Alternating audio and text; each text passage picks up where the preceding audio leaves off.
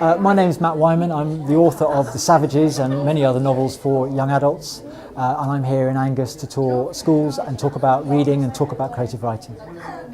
I kind of fell into writing, which was due to a frustration with making films. My university degree was in film production, and as much as I loved it, the ideas in my imagination never quite panned out to the finished product, and I think it usually came down to money. I couldn't afford £1 million budget to do the things that I wanted to do.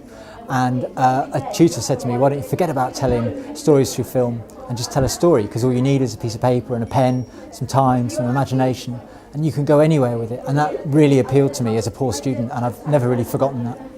I'm very interested in looking at people that who normally come across as the bad guy, and I try to find the good in them, or to try to find the purpose in them.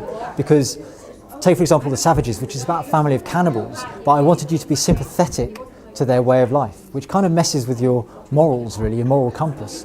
But I'm always interested in that, in finding out why people do bad things, because often people don't do bad things because they want to cause misery and harm. They do bad things because they feel it's the only way that they can exist, and that's what really interests me. I think it's essential to get in front of kids and actually talk to them about writing, and what I really love doing is talking to them as writers, not as wannabe writers or people who one day might like to write something. I talk to people, the first thing I say to them is, you all know what a pen is, you all know what a piece of paper is. I can't teach you how to write because you can already do that.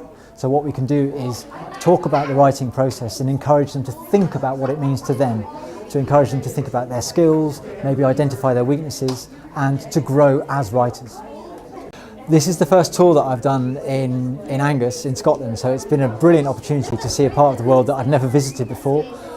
We've been to 6 schools, we've seen over 350 students, and we've done a whole variety of different projects, and it's been a blast. I've enjoyed every single minute of it.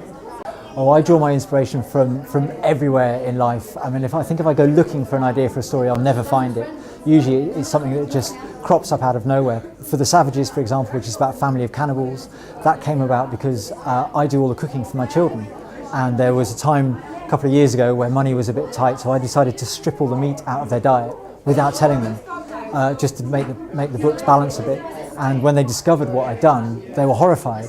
And it made me realise that we categorise ourselves very, very strongly by the food that we eat, and I thought that was a great metaphor for all kinds of things in life. So that's where the idea for The Savages came from, but I would never have gone looking for that.